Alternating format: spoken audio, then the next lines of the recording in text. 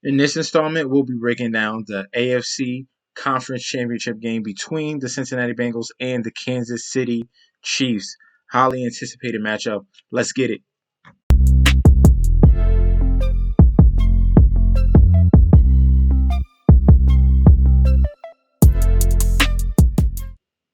Welcome back to the channel. It's your boy Chef D, and I'm here to give you the winning ingredients for your AFC Conference Championship game between the Cincinnati Bengals and the Kansas City Chiefs.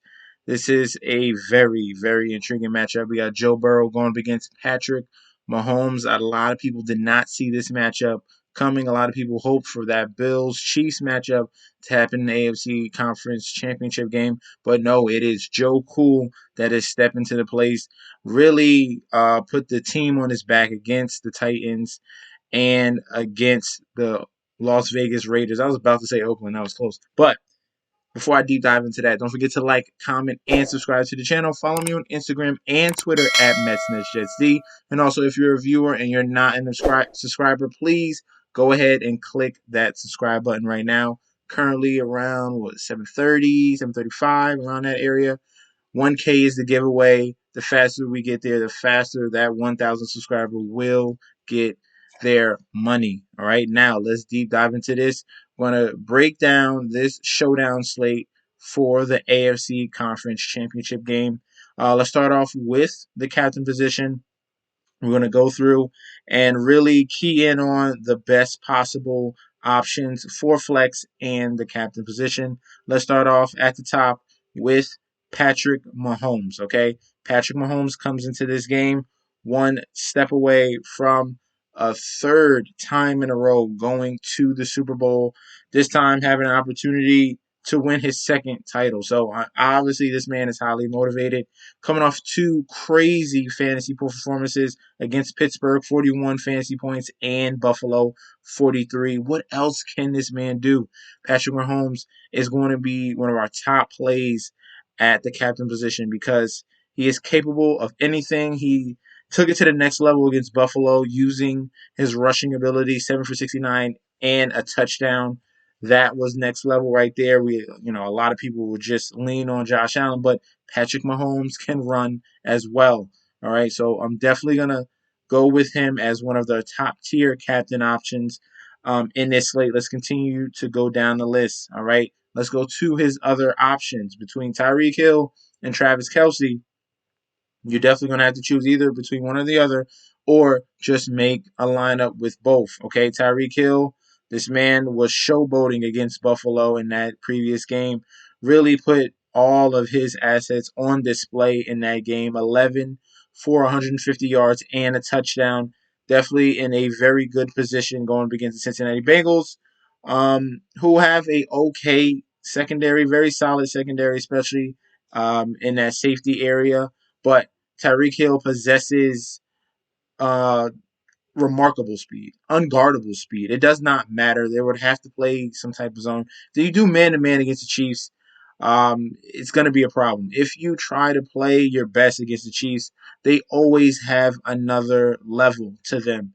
But Tyreek Hill at this price definitely want to be the top tier options. The previous matchup against Cincinnati, 6 for 10 for 40 yards, chipped in with one rush as well. That wasn't one of his best performances, but you did see a high target volume, and they scored a lot of points. There was 65 points in that game, so you expect Tyreek Hill to probably have a better performance in this one. In that last matchup, they try to focus defense on Tyreek Hill and Travis Kelce. We'll see if Andy Reid has a couple tricks up his sleeve. He probably does for this matchup as well, and really throw off the Cincinnati Bengals. All right, so Tyreek Hill is a great play as well.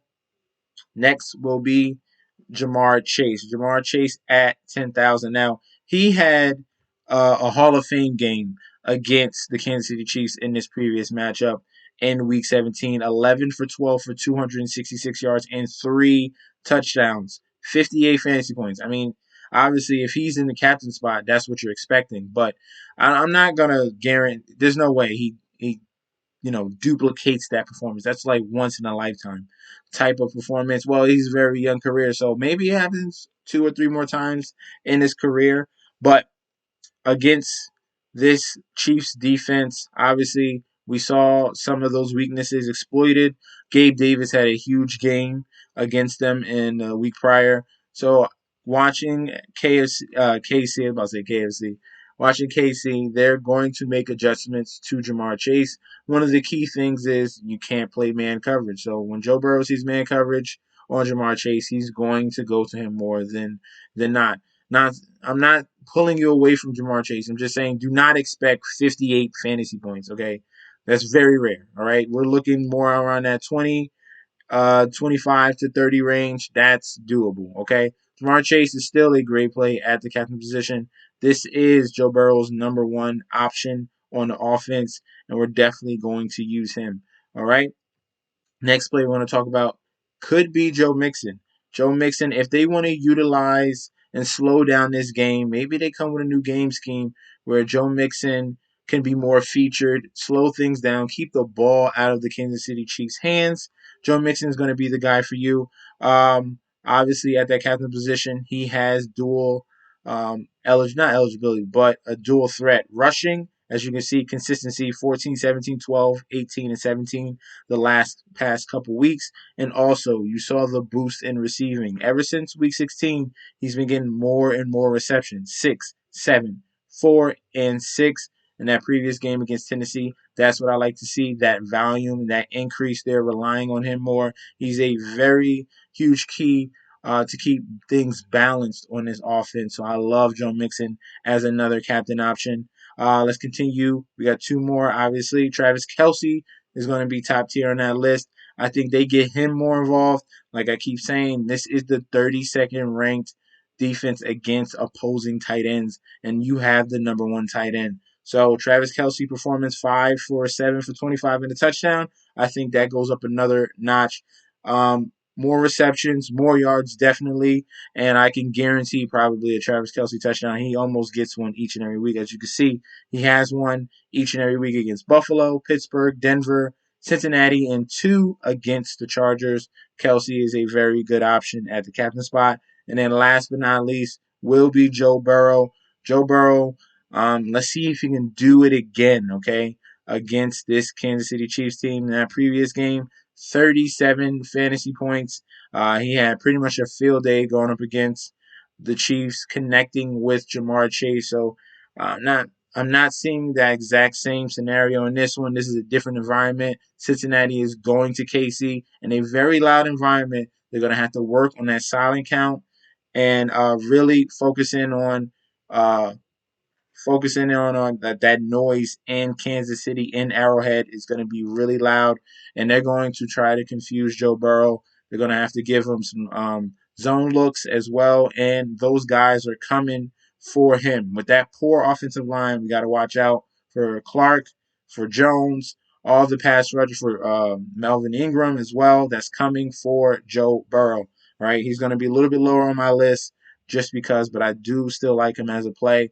I still see this as a high scoring environment as well. So Joe Burrow is going to be my last captain choice. All right, let's continue to go down. Let's look at the top tier flex positions. All right, starting off with, I think we can get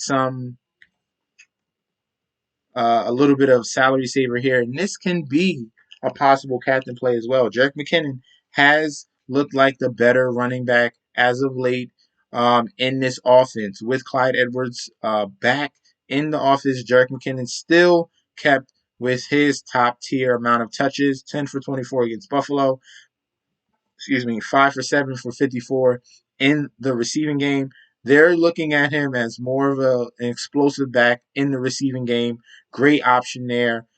He's better suited catching the ball out of the backfield. Obviously, he still has some explosiveness running up the middle as well, but he is the better option, more experience than Clyde Edwards-Helaire. I would go Jerick McKinnon over Clyde Edwards-Helaire if we're choosing to play one or the other.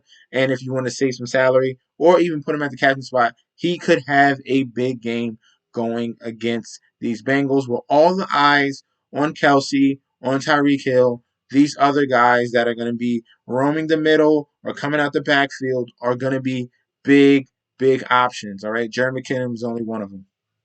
Next, let's continue down the list, will be T. Higgins, okay? T. Higgins at 7,800. If you want to bottle up Jamar Chase, keep all your focus on him. The other guys will benefit. Number one will be T. Higgins, and also the other guy will be Tyler Boyd, all right? T. Higgins is a very exceptional number two wide receiver. He was one last year. And has done very well for himself as the number two in this offense. Seeing a little bit less of the touchdowns, but still solid numbers in the regular season with 82 receptions and almost 1,200 yards receiving. A very good game against Tennessee, 7 for 9 for 96, no touchdowns, but the upside is there. In that Baltimore game, he had a similar performance to Jamar Chase. And then KC had 3 for 62. So things might turn around in this one if they're going to focus in on Jamar Chase. I like T. Higgins at 7,800. Let's continue to go down. I already spoke about Clyde Edwards-Helaire. Some other flex options will be CJ Uzomah that we have right here. He's been a model of consistency right here. Got in the end zone against the Raiders, didn't get in the end zone against Tennessee, but with a lot of focus on Jamar Chase and Tyler Boyd and T. Higgins, CJ Uzomah has been roaming the middle pretty freely and has been putting up solid numbers. 7 for 71 against Tennessee, and against the Raiders, 6 for 64 and a touchdown. All right. Past two games over double-digit fantasy points. Let's see if he could do that for a third occasion. Very, very possible, especially if Tyrann Mathieu is out. So far, he's questionable. They haven't ramped him up yet, so we will see closer to the date of the game. Watch out news for that. All right, that will affect the tight end play. All right, so CJ Uzomah is a very nice play. Next will be Byron Pringle. He has stepped up as the number two wide receiver in this offense. Mecole Hardman has fallen back just a tad, but still, both of these guys are very explosive and should be plays in your lineups for this showdown slate on Sunday. Last week, Byron Pringle, 5 for 7 for 29 and a touchdown. In that Pittsburgh game, another game of 5 for 7 for 37, but this game he had 2 touchdowns. Nice connection between there with all the focus, like I said, on Kelsey and Hill. Pringle has upped his game. Mecole Hardman has upped his game. And now Jerick McKinnon has also stepped up as well. So we like him at 5,200. Mecole Hardman at 4,600 is a very good play. Let's continue to clear out these guys and continue to find you some gems that are going to fill out these lineups, all right? Sticking with the flex plays, Tyler Boyd would be next in line. And if you're looking at him, he should be one of the mainstays in your lineup because of consistency. Other than that Tennessee game, 2 for 3 and 17 yards receiving. He's been pretty consistent with double-digit fantasy points. And let's see, 1, 2, 3, 4, 5, 6 games. 6 out of the last 7 games, he has went over double-digit fantasy points. Tyler Boyd would be a very nice salary saver to get you what you need to boost yourself up or stay in the pack in these tournament lineups, okay? Next, we're looking at kickers. I do see this as a high-scoring game, giving opportunities for kickers when these teams are on in scoring position, okay? So Harrison Butker in that game against the Buffalo Bills, high-scoring environment, what did he do? 13 fantasy points. That's very good from him. Against Cincinnati, the last game, only had 7, but that's better than one of the cheap guys you're going to look for around 4,200. Harrison Butker should definitely get you there. We're going to look at both kickers. So we got Butker right there, and McPherson was on fire. Okay, absolutely on fire in that game against Tennessee. 4 for 4, did not miss. He has not missed in the playoffs, and he had 18 fantasy points. Look at these numbers: 18, 15, 11, 11, 13, and 12. Evan McPherson, if you're looking at 5K or 4,500 and below, McPherson will be that guy for you. Especially if they try to fluster Joe Burrow in these red zone scenarios, and they just need, obviously, you got to put up some points on the board going up against the Chiefs. McPherson can do that for you. Defenses, I'm going to stay away, but if I had to choose one, I would lean more to the Chiefs defense. They have the home advantage, and they can get after the quarterback and definitely fluster Joe Burrow. We saw what the Titans were able to do. Was it 9, 10 sacks? And he was still able to win the game. That's going to be different in this situation. You're not going to be able to give up 10 sacks to the Kansas City Chiefs and think you're going to win the game. That is, you got lucky. You 100% got lucky. All right. Some of the other cheap plays down here, Demarcus Robinson can be an option. He's the third wide receiver in this offense.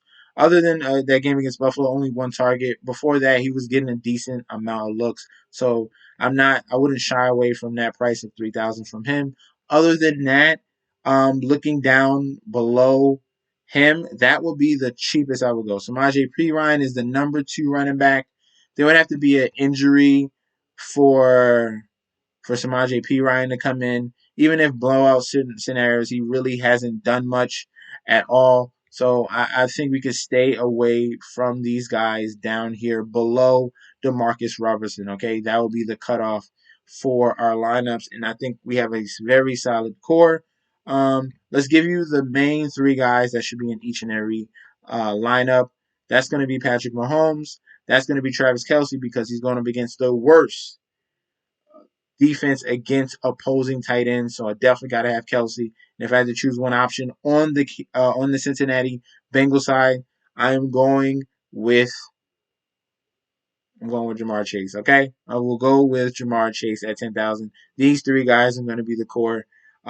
He's still a mainstay in this offense, and if you want to choose Burrow, you can. You can still fit all 4 of these guys and still pay up at some other spots. All right, you can get really creative in this, but just watch out for your salary. You're gonna have to sacrifice one of these top tier guys, either Tyreek Hill, either Joe Mixon. You might have to choose one or the other, and then you could go to a secondary option. Look at T. Higgins, look at a Tyler Boyd. Those guys are more effective or can be effective, especially in your lineup builds. All right. That will be the breakdown for this showdown slate we have on Sunday. Thank you guys for tuning in. Don't forget to like, comment, and subscribe to the channel. Follow me on Instagram and Twitter at MessNessJustD, and I'll be back with another video very soon. Peace out, guys.